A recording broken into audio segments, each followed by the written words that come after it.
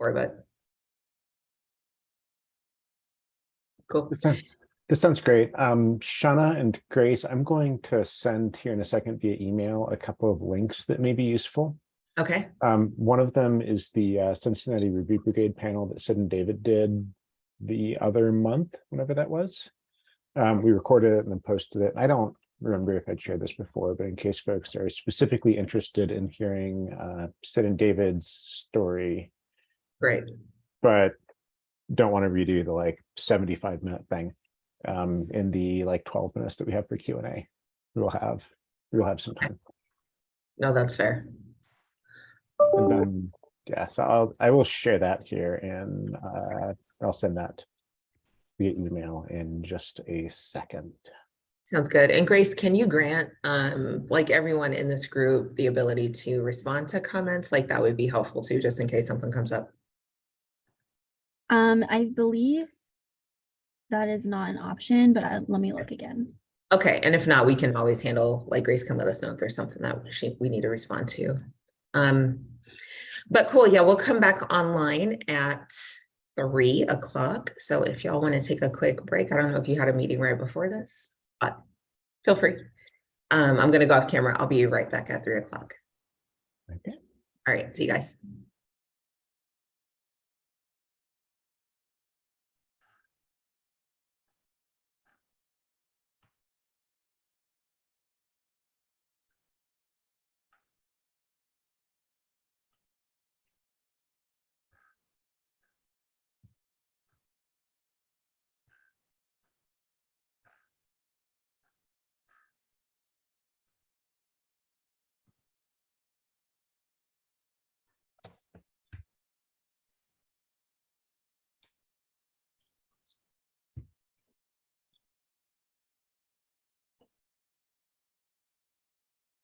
Hagen, I've been keeping an eye out for your PRs so I can review them. Which ones? Well, I saw the one that I was in the jam session for, but Okay, no, yeah. just in general. I'm just on the lookout. I'm on the hunt. Did you see me blame y'all? No, did you? Yeah, in the comment, I said if anything goes awry, basically it's Sid and Jamie and Matt and James's fault. Of course.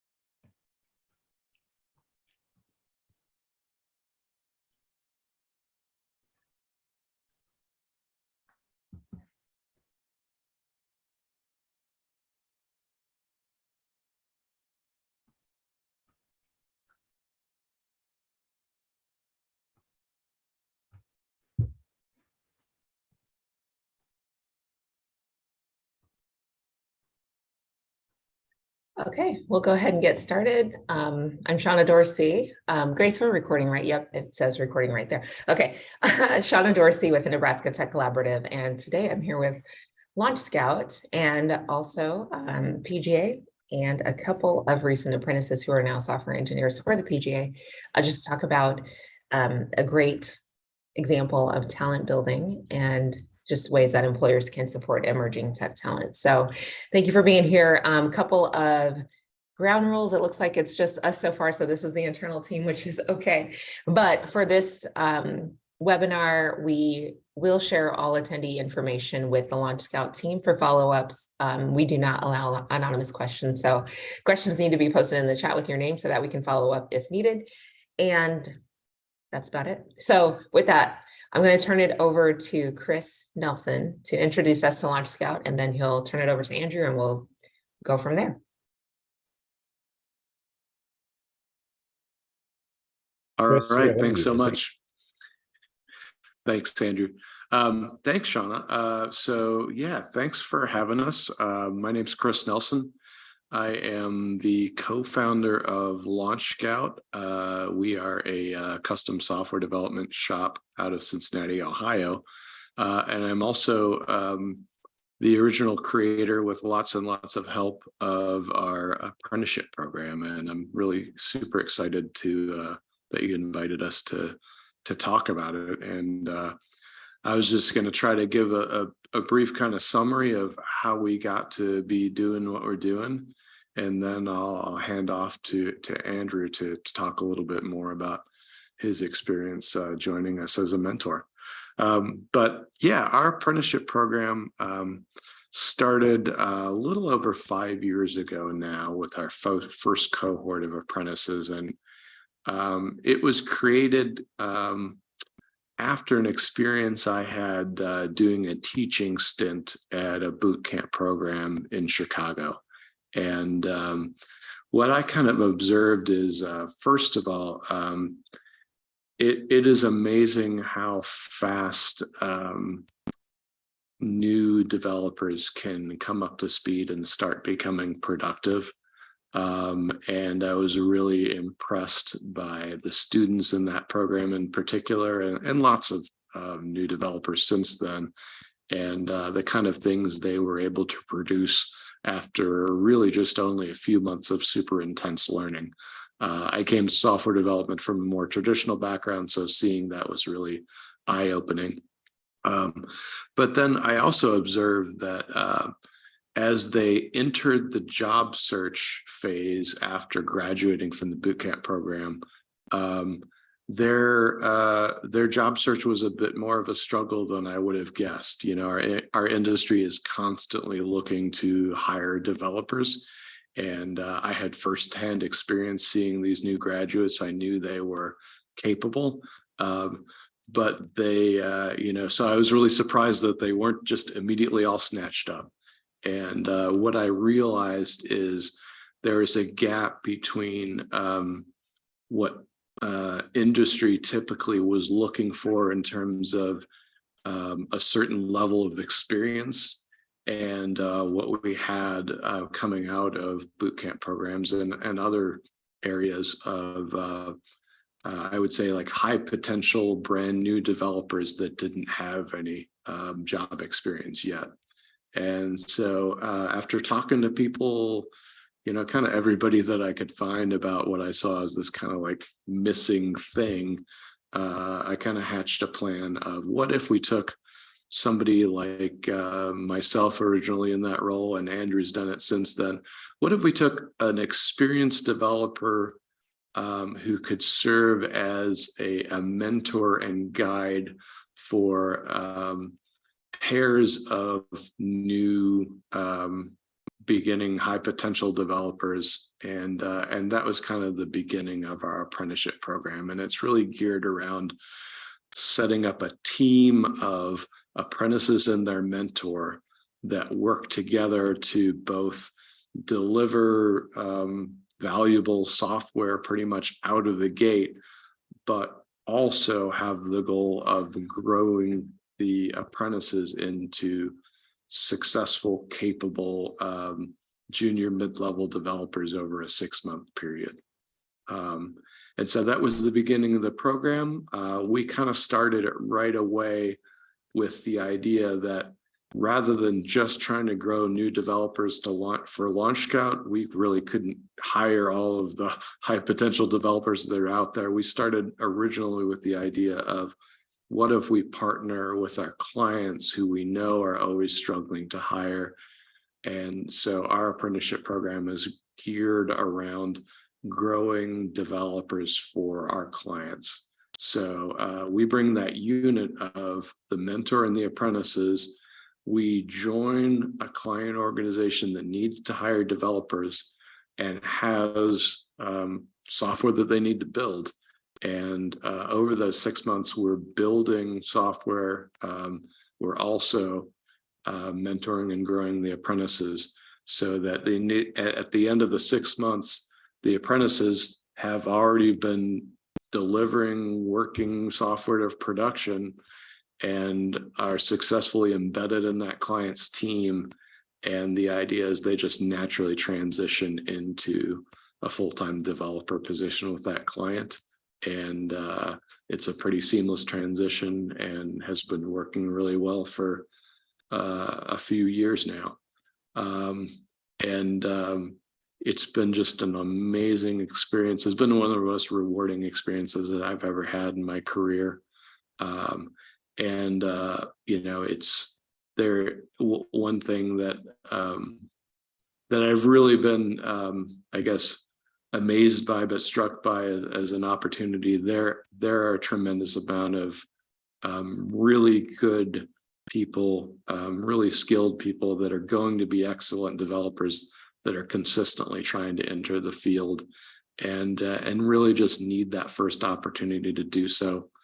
I just encourage anybody who's struggling to hire developers to give something like this a shot, whether it's with us or with somebody else. There are a lot of people out there that are really ready to enter the field. So I'm going to hand off to Andrew next, and Andrew's joined us as a mentor. Andrew, you can say how long ago it's been now. I'm sorry that the date math is escaping me, but Andrew served as the mentor and has just a great background in software development and education, and served as the mentor for the apprentices that we're going to be talking to today. So I'll let you introduce yourself, Andrew. Oh, sure. You already introduced me a little bit. Yeah, sure. So my name is Andrew Eck. I'm here actually in Lincoln, Nebraska, which is the connection. Sean and I have kind of run in the same circle or something like that for a decade or so, somewhere in that realm. I was originally a teacher. I taught English, math, and computer science for a bunch of years before then becoming a software developer. And then now I work as a principal engineer at Launch Scout. And I get to mentor these folks. And so some things that are maybe interesting to know that Chris didn't mention, but that distinguish us, I think, from maybe some of the other apprenticeship programs out there. One is that we're looking for candidates who are about at the boot camp graduate level. So boot camp graduate, self-taught for a couple of years in some cases, like a community college 2-year software engineering program, like somewhere in that realm. So those are folks where we've seen a whole lot of talent, a whole lot of aptitude, a whole lot of potential, but who are typically ignored by recruiters. The current hiring ecosystem is pretty weird, but that is, that's kind of our niche, is we're looking for folks who have a decent enough technical background. They can ship some features, and who more than anything are very curious, motivated learners, and skilled communicators. I've been doing software consultancy, and so I'm on a new piece of software every 6 to 12 months. And this is like biasing a little bit for like the work that I do and the work that Chris does. We've generally found that each client project, even if it's in the same tech stack, is its own like kind of unique thing. But that communication skills and problem solving and curiosity and some of the soft stuff, assuming a decent enough technical foundation, pretty much universally applicable. And so those are the things that we're looking for. yes, that's kind of where we landed. If the thing that may be useful in the Q&A to come back to would be, how did we screen and talk about, or how did we screen candidates? What are we seeing in that hiring process? You know, I think the whole reason I joined LaunchScout was to get to work on this particular program. I've worked with and for a lot of software companies, and by and large, software companies don't do junior developer hiring very well. Some do it better than others, but what we usually have is the senior engineers are busy solving big problems, the mid-level engineers are busy shipping features, and the junior developers just kind of figure it out, sort of, over the course of 6 to 18 months before applying for a job elsewhere. Is the pattern that I've seen again and again and again, unfortunately. And so, whereas, you know, with LaunchScout and with the work that Hagen has been doing at PGA, you know, we're looking to create, I guess, the types of teams where a developer could realistically choose to stay their entire career and like continue growing, continue learning, continue developing. They don't have to by any stretch. That's not an obligation, of course, but the type of team where somebody could choose to stay, where there's like a really healthy mix of experience and background and aptitude and skill, is when you have that really healthy mix, really, really cool things happen. That's awesome. So before we're going to flip over to Hagen actually after this, but let's talk a little bit about why you think it is the case that junior developers are not, I guess it's highly valued is not the right word or the right like term I'm looking for, but I understand the senior developer piece that you mentioned and the mid-level, but how can we be more supportive, if you will, of juniors? Sure. From a practical standpoint, you know, like you need to give the juniors real work, so that way they have the chance to learn and to do real work. But you can't just give them real work by themselves, especially stuff that's urgent or important, because they need the support, especially early. You know, when I join a new project, as a very seasoned developer, you know, I'm learning the code base, I'm learning the business, I'm learning the team, I'm figuring out where the bathrooms are, I'm figuring out like who's in charge of the coffee machine, what tools do we use to look up what, and that's a pretty sizable cognitive load. You know, I've got practice for this. We do it every 3 to 9 months, but it's still a pretty sizable cognitive load. And if I had to add on to that, how do I ship a feature? That's a significant load. And so from our perspective, this goes back to what Chris was saying, like having the apprentices doing real work. You know, Sid and David and I were pair programming, trio programming. Programming as a group. So we had our screen share, we had our Microsoft Visual Studio live share thing when it worked, up and running, and we were writing code together, and they were writing code with me, and we were giving feedback in the moment, as opposed to me giving them a task that is important enough to maybe be done by somebody, but not important enough for me to do, and then having them scurry off into their corners and some amount of time come back and say, yes, is this good enough? Did I do it? Is it okay? That's a ton of time that could be spent much more productively. You know,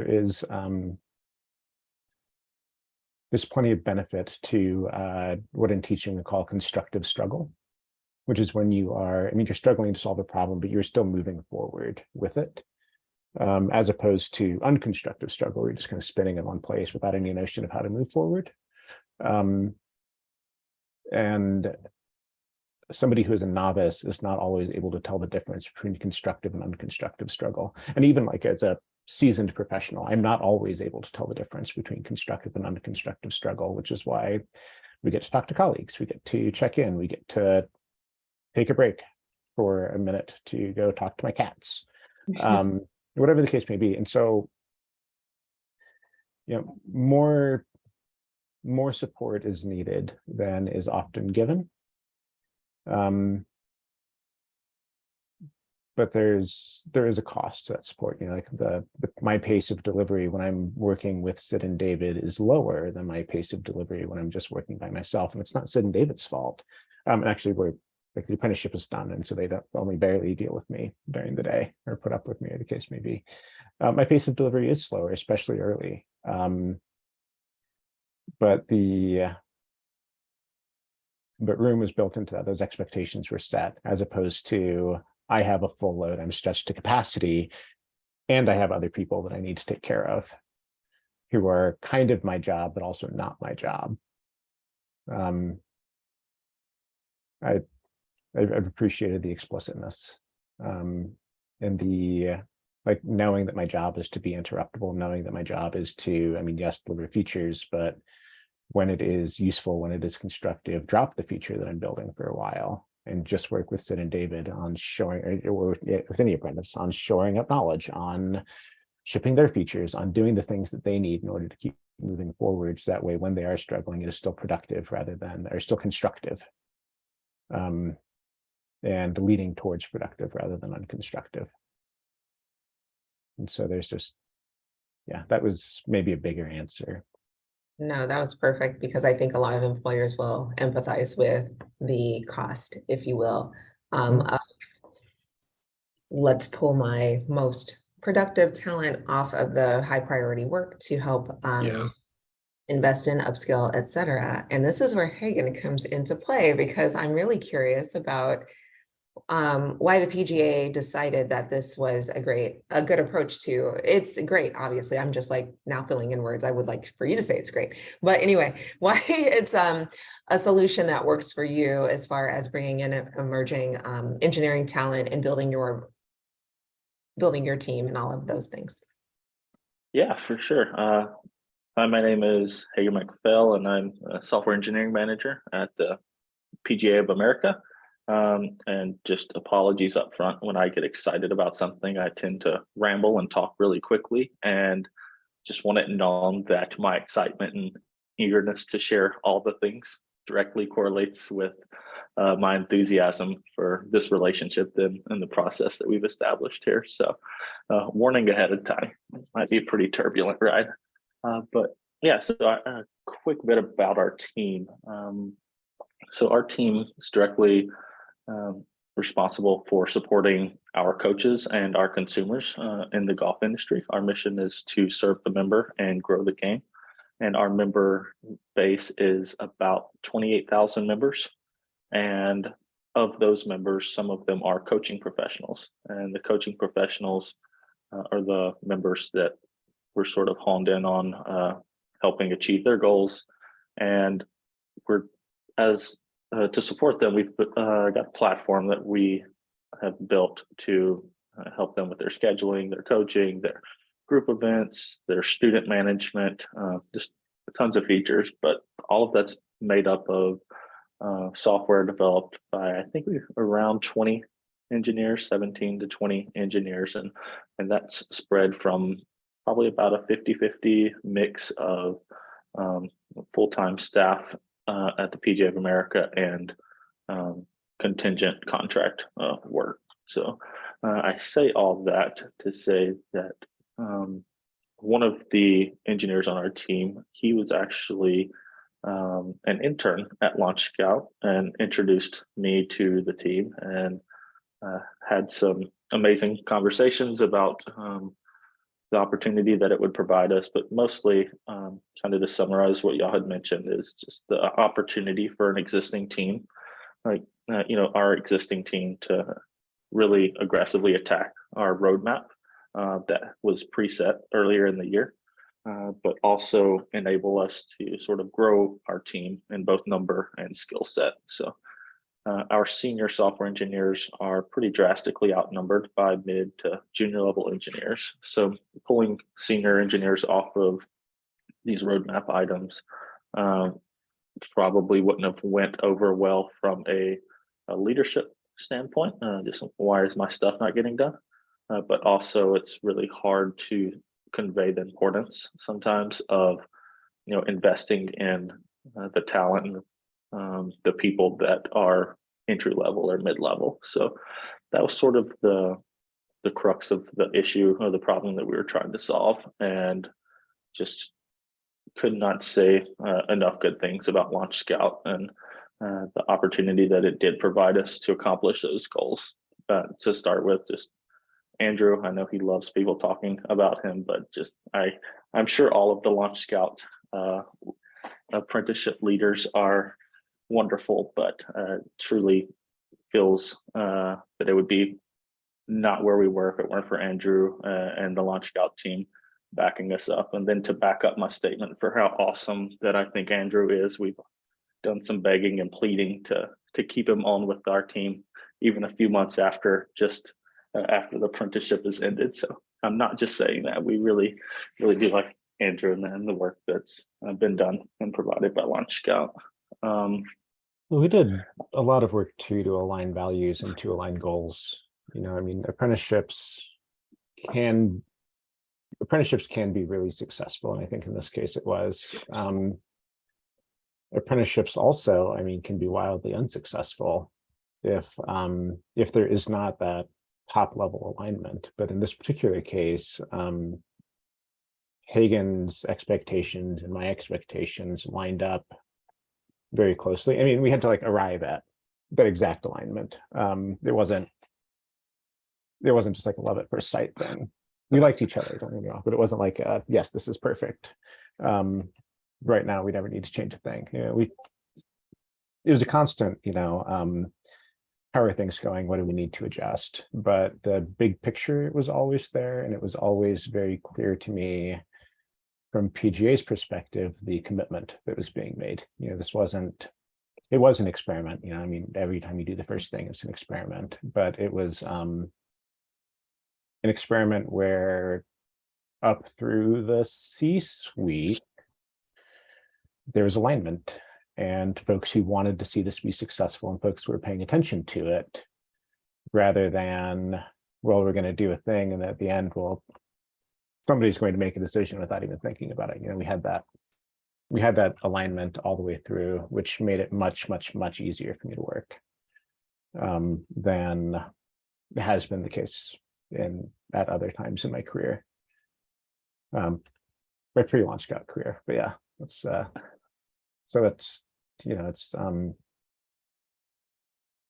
that was the thing that was really useful. It was just a team with clearly articulated values, and a lot of that comes from Hagen and from Hagen, the other senior engineers, and the leadership team above that. We had the clearly articulated values; they were living by them. I knew what I needed to do, and then I could go, which was really cool.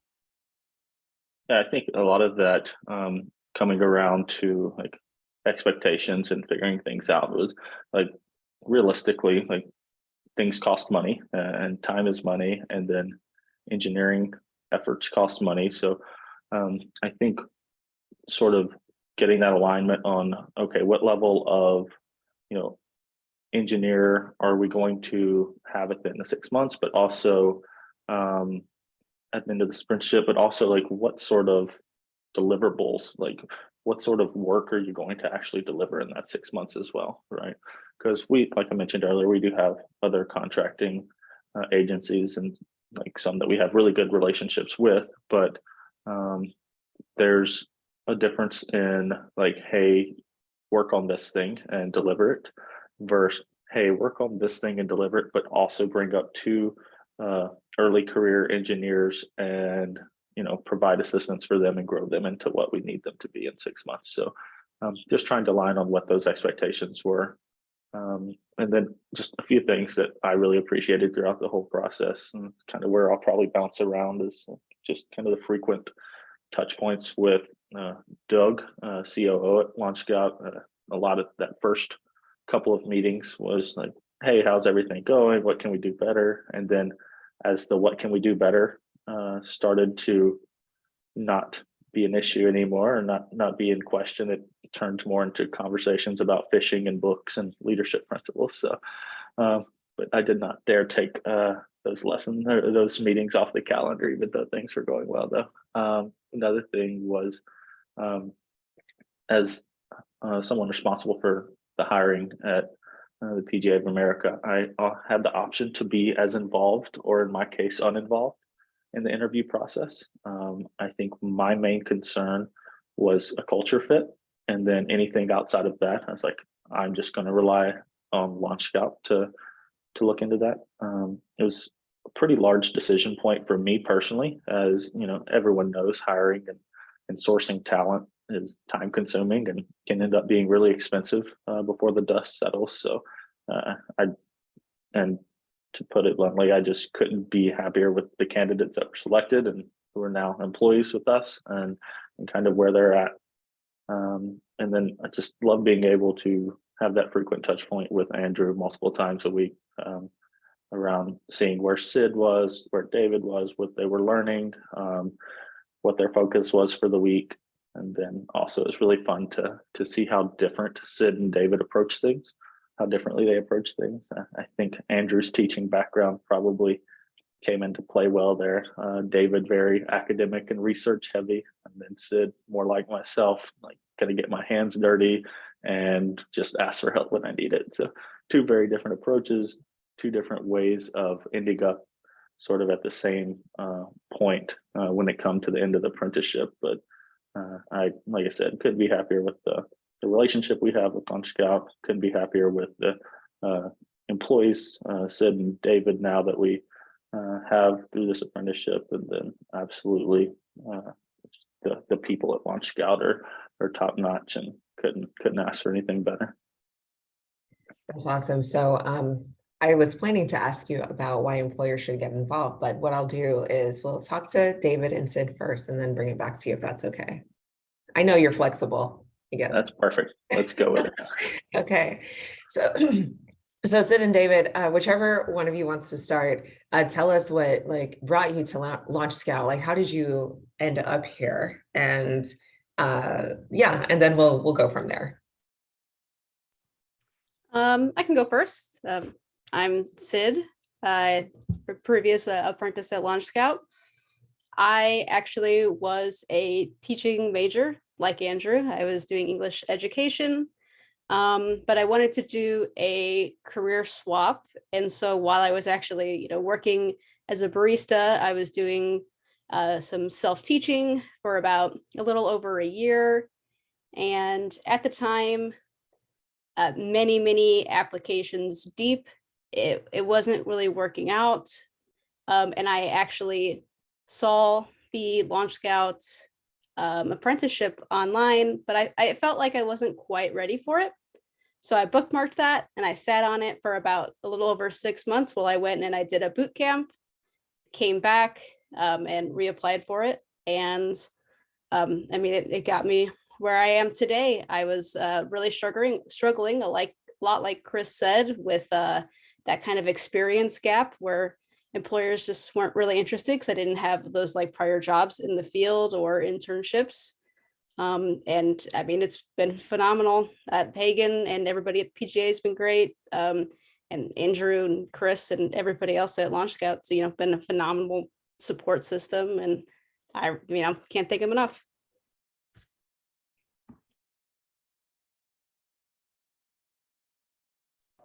For me, my original background was as an undergraduate student in chemical engineering. Really late into that, I realized the only part of my curriculum that I really enjoyed were the ones that involved programming in some way, shape, or form. This was maybe within my last semester, so switching majors wasn't really an option. So I decided to finish out my degree and then pursue the self-taught route after graduating. After a few months of studying, I found myself with the apprenticeship. So. All right, so you were at the apprenticeship, and so David, did you also go the code school route, or no, sorry, you said you were self-taught and then you found the apprenticeship. Okay. Mm-hmm. Gotcha. So what was it like to be an apprentice? So, and the reason I'm asking this question is I often hear folks say, I don't understand the difference between an internship and an apprenticeship. So maybe you can help clarify that for people who are wondering what the difference is by explaining what you experienced. I personally don't have any internship experience, so I would have a hard time really clarifying the contrast. But what I could tell you just from my experience is there was more of like that hands-on level of learning. We did a lot of that group programming with Andrew, where we we hadn't done we hadn't used the language Ruby before, and so we sat down and we learned and practiced as a group. So there was that very like educational factor pre and sort of during like actually delivering features and being integrated with the overall PGA team. So it wasn't just strictly working. There was also a pretty high degree of learning involved as well. Mhm. Yeah, I mean, I feel like the first big difference is the length. I feel like internships are only like 3 months and the apprenticeship was like 6 months. So like the scope of learning that we're able to do is vastly different. And yeah, I didn't really do any internships either, so I can't really speak on differences. But from like assumptions, I feel like interns aren't really like integrated into the team because they're just there for a temporary amount of time.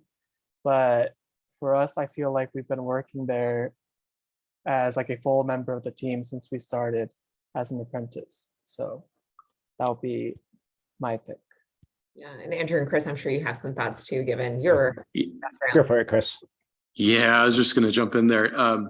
Yeah, I actually did an internship in college, and I think it was more of a prototypical internship, which was just like the summer between, I don't even know, I think it was junior and senior year. I went and worked for a company, and then I went away, and it was fine. I think I got an offer. I didn't end up working there.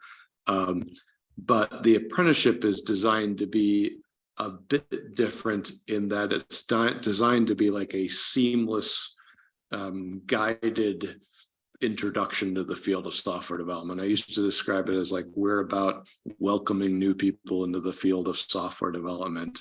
And a lot of times when you start out as a developer, you're kind of like left on your own, and you kind of like are just like, well, good luck, jump in and figure stuff out. And that was kind of what my career path was like. And in a lot of ways, what we're trying to do is like by really making the most we possibly can of those 6 months, trying to maybe put somebody at what they would get to in 2 years on their own in about those 6 months. And that's sort of the goal. But yeah, it's really the main difference is, yeah, the length of time. It's 6 months versus a summer, whatever an internship would typically be. And then it's designed to really keep going. It's designed to just be the beginning and just roll into you're a developer now. So, you're just keeping on going as part of hopefully that same team and just continuing to contribute. And yeah, integrating that those apprentices into the team early is also important. Whereas an intern, a lot of times they'll just sort of be off to the side, maybe doing something useful, maybe not, but it's really a way to get to know them. And maybe when they're done with college, we can hire them. Whereas an apprenticeship is all about like, we want to hire this person and we want to help them be as productive as possible, as soon as possible, and keep doing it when the apprenticeship's over. Yeah, I mean, Sid and David, other than having to fill out paperwork, and I guess you had to do a drug test, like the normal hiring stuff. Was there actually any difference between the last week of your apprenticeship and the first week of your employment? None. My title on Slack changed. That's about it. Yeah. One less meeting a day, I guess. One less tiny 15-minute meeting. Yeah. Yeah. So I think when I think of interns, an internship is supposed to be more educational rather than vocational. If your interns do real work, that is cool, but the goal is typically like a learning thing and just college credit involved in some cases. With the apprenticeship, it is purely vocational. I mean, we did educational things and we took detours and whatnot, but we were shipping features. for all but the first couple of weeks. Features that were being used and that are still being used, rather than I guess other times that I've had interns, they'll have like a summer project that they do, but then they do it and we say, cool, you did it, and then nothing. Absolutely nothing happens with it, other than like, I mean, I assume they have it as part of their portfolio or whatever, but from my perspective as somebody who's like on those teams, the work that the interns did was typically done and then abandoned. Whereas the work that Sid and David did is there and is still there and will continue to be there. They were doing feature work just like any other developer.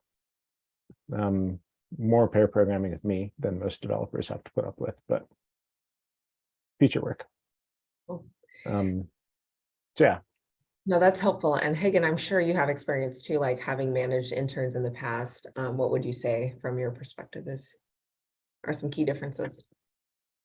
Yeah, so we went through an intern process here previously, and I remember spending a lot of time trying to go through and source the talent for the interns, and then try to align expectations and things like that. And that lasted a good couple of weeks, and then the intern backed out. And the week they were supposed to start. But in the past, while working alongside interns, it's pretty much a cumulative answer of what's been said already of there's an expectation of teaching interns and getting back what you can. And with the apprenticeship, it's completely not the same. You get someone who's growing up in your technology stack that will become staff at the end of 6 months, not just 6 months of experience, but 6 months of experience in my technology stack, solving the problems that our business dictates and things of that nature. Whereas an intern feels a lot like, hey, I'm going to loop you in and let you pair with me so I can show you sort of the ropes and have you included, but like my expectations for delivery from an intern are very small. Mm-hmm. Okay, so thank you for that. And this is, I just want to say, so the Exarban Foundation, which I work for, will be running the statewide internship program in Nebraska. So we do know, and we all get on this call too, that they're evaluating internships, but I just asked that question to clarify the difference, because there is a difference in what these two things are. So thank you all for that. David and Sid, as far as your thoughts as far as like, okay, so you've been through the training, self-taught or code school, now, then an apprentice, and now in a software engineering role at the PGA of America. What are your thoughts about your career aspirations now? And has that shifted? I know the answer is yes. This is very much a leading question, but have your aspirations shifted since you were kind of like not quite sure on the self-taught route prior to the apprenticeship? So anyway, just looking for like your thoughts on what's next for you. And sorry for that very confusing question. I mean, I'm very happy with this route that I chose. I can't say the commitment level is indicative of me being confident in this choice, because I did go to college for 4 years for something else, so that's maybe not a fair assessment. But I really, enjoy the work of a developer, and a thing that Launch Scout did, phenomenally for me is, finding that culture fit. Because I could love the craft of something, but if the overall culture of the company within which I'm doing the thing doesn't match up with my personality and my values, it's just not going to be a really pleasant experience. And they did a great job with that. I love the team at the PGA. They're all great to work with, and even just chat and hang out with. So yeah, I'm super happy, and I'm not 100% sure where the future is, but I hope it's with the PGA, and we'll go from there. Yeah, from the beginning, I was always pretty concerned with being able to find a place where I could learn and grow, because I have a lot of peers in the software engineering industry who are always telling me about how they're kind of thrown into the deep end. They don't really meet with like a manager or have one-on-ones. They go weeks without anything to do. And I definitely didn't want that. I really want to improve as a software engineer and learn. And I know that Hagen, my manager, has that interest at heart and always takes that into consideration. So yeah, I think from here on out, I just want to continue improving and learning. That's awesome. And it's great too that y'all have had a chance to work or be paired with, work with, all that with a company that matches what matters to you. So it's not just about the work, right? So that's important for sure. Hagen, back to you for the final question. Why should employers consider apprenticeships? And I'll ask this question with a bit of background. So I'm sure there are communities around the country where apprenticeships, especially in tech software engineering, are pretty popular and all of that, but in our region, that is not quite the case. So we would like to see more of it. But can you help us understand or tell us from your perspective why people should consider it in addition to internships, looking at experience, talent, all of the different options you have when looking at acquiring new tech talent? For sure. I think just one more touch point on the internship versus apprentice side of things is like at the end of the internship that I was speaking of, I was very sad that the person was leaving, and that it all, like, one, from a personal level, and then two, from like the business side. It's like you just see some of your domain knowledge walking out the door, and you're like, maybe they'll be back in a couple of years, or maybe they'll be back next year, things like that. Whereas apprenticeship, there's an expectation that you're going to have that domain knowledge kept around. So I think that's one of the deciding, or one of the main differences in the two. But as far as why someone should go an apprenticeship route in general would be, I think, like I said, the roadmap. Businesses have expectations from the leadership team, and unfortunately those don't change a lot throughout the year, even when considering hiring. If you do have some people fall off the team, which we haven't, but we for ours specifically, but you have people come and go, and you have other priorities that get thrown in, but very rarely do you have priorities that are removed. And in order to satisfy that, the leadership's expectations of accomplishing those tasks, while also from a hiring standpoint, being able to support those things, it takes a lot of time, right? And like that's kind of where we were at with our senior software engineers. It's like we need them on the projects. We want them involved with the apprentices, but it's more on a relationship level at this point. And then just having LaunchScout provide the sourcing of the talent and doing a phenomenal job, obviously, and then having them responsible for setting goals and expectations of Sid and David throughout the process, while I was still able to focus on our prior commitments and the rest of the team's commitments. And another thing is just being able to start having one-on-one meetings with Sid and David, just as they were on the team, like as if they were part of the regular already staffed people on the PGA of America's team. So having those relationships and the conversations about what your career goals are, what your sort of just life aspirations are, what your interests are, favorite ways of learning, things like that, getting involved and building those deeper connections at the beginning of the apprenticeship really bodes well for when the apprenticeship does come to an end. And like it was mentioned earlier, there's pretty much a seamless transition, couple HR steps, and I think we were good to go. I think that's my biggest one, is to be able to attack roadmap items that already exist and still be able to grow talent and grow engineers in depth and breadth of knowledge. Yeah, that makes a lot of sense. And then like having the expertise of someone like Andrew and folks on his team to support your emerging talent. So I get it, because that is one of the biggest concerns from employers, from what I've heard anecdotally, is it's super challenging to pull our senior devs away to support interns, apprentices as they're working on skill building, right? And so partnering with someone like, or a company like Launch Scout to offset that, I guess, burden, if you will, makes a lot of sense too.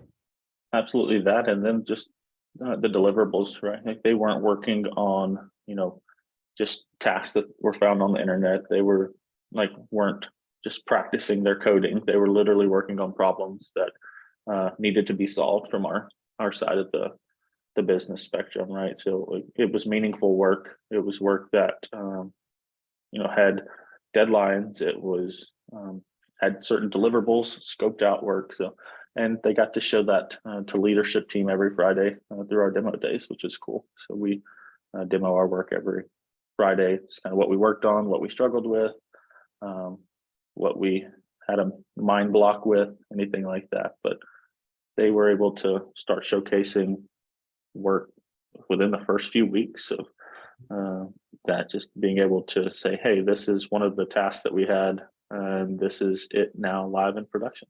And that was really cool. That is cool. That is cool. And a great way to showcase your talent outside of an interview process, which we all know is it's just tricky. So this is a great way to just be like, here's what we can now do. All right. So we're near, or after our, I guess, 15-minute stop point. We have just a couple of folks here. So Tim and Jim, do either of you, Tim or Jim, have questions for our group? And Grace, I don't know if you're able to take Tim and Jim off of mute and just bring them into the conversation. That would be great, actually, if we can. Okay, let me look. Okay. Yay. So Tim is the Dean of IT and Business, right, at the University of Nebraska at Kearney? You might hear me. Do you hear me? Yeah, I do. Yes. Hi. Yeah, so yes, I am. Yeah, business and technology. So in computer science, cybersecurity are in my college. This is interesting. I got pulled out of part of it, so I didn't get to hear it all. But I did hear a good chunk of what you guys are talking about. And the apprenticeship thing is not something we really do, but not something we're against doing, I guess. I would say it could align with what we're doing, but it might not. We do internships honestly really well, but we partner pretty closely with our employers, and most of the time our internships lead to our students going to work for those employers. Sometimes they do multiple internships at the same employer, but yeah, sometimes our employers see it as a recruiting tool, but they also do work on, we're careful about what projects our students work on, because there are plenty of internships out there that are not very productive, as I'm sure you all know. No, this is useful. I think both Sid and David's comments are interesting to me, right? So they got in a degree program that they thought was they had it aligned with their passion, and got towards the end, and either it didn't align with their passion or didn't provide the career opportunities that they had in mind, and they pivoted. So I think that's, this is all good stuff. It reinforces, if nothing else, things that I'm thinking about, because we need to work with our students early in their careers to provide those exposures. Another thing that internships provide for folks is an opportunity to try something out and find out it's not for them. Right. I'm not sure where, Shauna, there may be a conversation for us down the road with that statewide internship program as to how this model works for students, a little bit like, a little bit like Wayne State does up in Norfolk with that fourth year program, because that's kind of an apprenticeship program. So Yeah, exactly. And just for the group's awareness, what Tim is talking about is in Nebraska, Wayne State College has a program where select students go through, it's a 4-year degree program, but 3 years are accelerated. So they like load up on credits for the first 3 years. They're partnered with the company in year 1. And then in year 4, their entire year is spent working for the company in a different community in Nebraska. So they get their housing paid for, they're with that company for the full year. And the goal is to, you know, hopefully go from internship to full-time employee, but it's a year-long commitment. Yeah, somewhat very similar to an apprenticeship style commitment, but yeah, there might be something there. And if Yeah. Chris, oh, go ahead, Tim. You know, that's exactly what, you know, and we keep thinking about how we got to evolve, right? Higher education has to evolve and has to figure out how we meet employer needs. And part of that is, and also student needs, right? One of my challenges with my students, interestingly enough, and I don't know if Sid and David had this experience or not, but my students hate loans. They do not want to take out loans. They want to work while they're in school, however much they can, and you know they condense their school hours and take some online courses so they can work probably too much. But point being is the apprenticeship thing can help kind of bridge that financial gap a little bit, right? Yep. And we don't want our students in debt, right? It's better for them to have more income to spend in the communities they live in. Like that's better for all of us. And obviously save and invest. Mhm. I mean, David, I'm not ridiculous. 100%. Yep. Andrew, go ahead. Nelnet does kind of an interesting year-round apprenticeship. I think they're like most companies where most of their apprentices are during the summer, but they have or at least they had a relatively small 20-25 intern program where those interns would be embedded part-time rather than full-time. That was I think Jessica Schumacher was in charge of that back when I worked at Payment Spring, which is owned by Nelnet. Okay. And now is named something different. I think Jessica's still there. Yeah, that could be that model. Could be interesting. It's somewhat akin to the way student teaching happens, except student teachers don't get paid for it. Yeah. There's something there probably. Yeah, sorry to interrupt. Yeah, Andrew, along those lines, one of the things that one of my programs, a supply chain program, started doing here several years ago, kids would go off on a summer internship and work for someone, might be Werner, might be, Norfolk Iron and Metal, whatever, a number of different companies, but they're in another town. They need to come back here in the fall for school. And those employers said, well, they're doing a really good job. We want to keep them working for us. Can we figure out how to do that? So we set up actually, I call it a co-working space. That's generous. But they actually do work here for those companies. So we've been doing, remote work for folks as a follow-up to an internship. 6-7 years, 5-6 years, something like that. So it really is kind of an apprenticeship, really, right? It's not called that. Yeah. Do you know offhand how many of those students upon graduation go to work for the company that they did that kind of quasi apprenticeship with? I know overall how many of our students, so about 3/4 of our students get an offer from an internship, but that number sounds a little lower than is real, because I know, for example, several students do multiple internships, so it's going to skew that number down, right? Right. I feel like the number is about 2/3, but part of because they've had multiples. But I can tell you that program, good example, that supply chain program has 24 grads that'll graduate next month, end of May or middle of May. All 24 had jobs no later than January. That's awesome. So it works, right? Yeah, You're talking about works. Yeah. And it also creates some stickiness with Nebraska companies, which is one of the things the NTC is really concerned about, is like, how do we introduce students or career changers as quickly as possible to opportunities with our companies and make them, I just said sticky, but keep the retention high and all of that for those positions. Jim, Wolf, I'm sure I've met you before. The name sounds so familiar, but welcome to the conversation. Can you tell us who you are and let it share any questions you might have with the group or thoughts? Sure. Yes, Shona, we have met before, but since you've met everybody, this is probably an easy assumption to make. I am new to the coding profession, but I'm switching kind of later in life. So I spent 16 years teaching graphic design at the community college level, and then just decided I would like to be a programmer. So it's a mix of being self-taught and taking some classes, but not seeking a formal degree.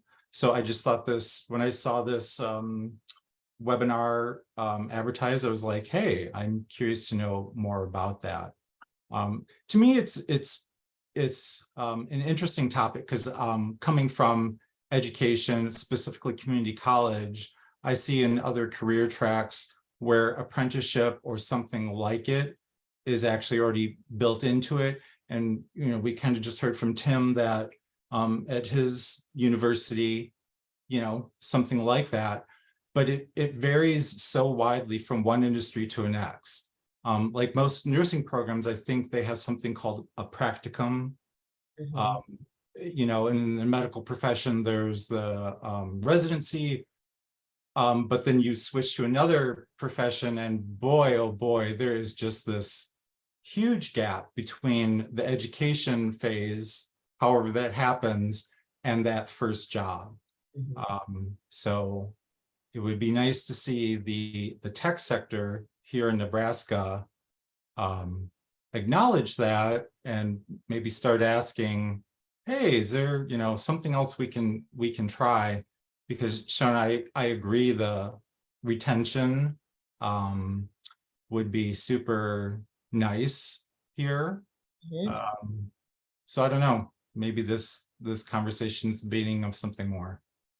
Yeah, it's so interesting too, because unfortunately the numbers aren't great as far as enrollment graduation rates go in the higher ed space. That's just an unfortunate trend, but we do have a lot of people who have started degree programs and not completed them. Like there's the some college category of folks is pretty large and their salaries are not super high. So there is a huge opportunity for us to help elevate the entire state. And I'm very Nebraska focused. So Hagen, thanks for being here and all of y'all. But there's an opportunity for us to uplift the entire state by just providing these different pathways into these great careers. So I just appreciate Andrew and Chris and Hagen, Sid and David for sharing why this approach is important and something that we should all consider. So yeah, and it is, something like this has to be in constellation with other things. There is room for traditional hiring. There is room for traditional apprenticeships. There is room for apprenticeships and the different varieties of apprenticeship. I think Don't Panic Labs, their apprenticeship is more like starting at a boot camp, entry level, doing some learning, doing some working, doing more learning, doing more working. And so they have a more academic, perhaps approach. I'm not sure that that's quite right, but they do more of the direct teaching outside the context of just feature delivery. We tend to do a lot of our work in the feature delivery, and these different approaches. It has to be a constellation of things. We can't. The way that Launch Scout does apprenticeship is not. I'm a big fan of the model. I really, really enjoy the way that we work. This has been some of my favorite work that I've done in the last several years. Chris's passion for it, I think, comes through really clearly. This isn't quite the right approach for every single company, though. Yeah, this is a thing that works in a lot of places, but there's a whole lot of different ways to hire. There's a whole lot of different ways to bring in talent. I think the biggest mistake maybe that I see is we've got a big ambitious roadmap, so we need to hire somebody senior, and we can't do anything other than hire somebody senior. Yeah. But there's lots of ways to work with that. There's lots and lots and lots of ways to work with that. And frankly, a lot of the companies that think they need somebody whose resume looks like mine or Chris's or Hagen's do not actually need somebody whose resume looks like mine or Chris's or Hagen's. Yeah, I agree. Frankly. Something you mentioned earlier, Shauna. I know we're running out of time, so I'll keep it brief. But you mentioned, that other companies typically have their senior people just completely maxed out, and so the idea of pulling them off to mentor somebody is, a scary thing, and that's sort of why we modeled it the way we did, as far as like, we'll bring the mentor to you. But what I found in reality was actually really, really interesting, and that is, with most teams, if you give the senior people there like permission and opportunity, they take to and enjoy mentoring apprentices pretty naturally and pretty well. And they just need a chance to do it. The other thing that I found is, to Andrew's point, that apprentices, when you bring them onto a team, it helps the senior people as well, because they're like motivated to be an example in a way that maybe they weren't before. And so I've seen it like just bring up the quality level of the team overall. I think it was really fun. Sorry, Sean, I interrupted you. Oh, no, go ahead. No, I think that was really fun at PGA. Actually, they've got 15 to 20-ish developers on staff. I don't know the exact count because I haven't counted. But Sid and David and I worked pretty closely together the first couple of weeks, and then probably by the end of week 3, they were pairing either together or separately with Hagen or with other developers on PGA's staff. There is a swing in, I think, the 3rd month where I just was traveling a lot for conferences. I made the mistake of speaking at like 3 conferences in a couple of weeks. It wasn't a mistake. It was a great time, but Sid and David, I don't know that you two actually even had really noticed a ton that I was gone. I mean, you noticed, but like you were able to keep working. You just had other people you were pairing with instead of me. And so that team integration, it's really cool to see that team integration happen. And one thing I'm missing, or not missing, but just have missed stating, is that this was a remote apprenticeship, right? For the most part. Yeah, we all met in person just for the first time just a few weeks ago. Right. That's something else I think that is an important consideration, because some might think that this type of thing can't work if it's not in person. So. Yeah, I would have thought so until kind of the whole coronavirus thing forced our hand, and we realized that no, actually it can be quite successful to have people do this remotely, and I've been pleased with how well that's worked. Cool. I should have added that to the question list, because I'm sure that would come up, but it works successfully remotely. If you have more questions about that, you can reach out to Andrew or Chris about it. We'll go ahead and wrap up here. I do want to thank you all for joining us today for this. It's a great conversation. We'll be, like I mentioned, sharing those who registered with Andrew and Chris for any follow-ups. And yeah, until next time. Thanks so much Thanks, for y'all. having us. Thank you. Thank you. Bye. Happy Thursday. Bye.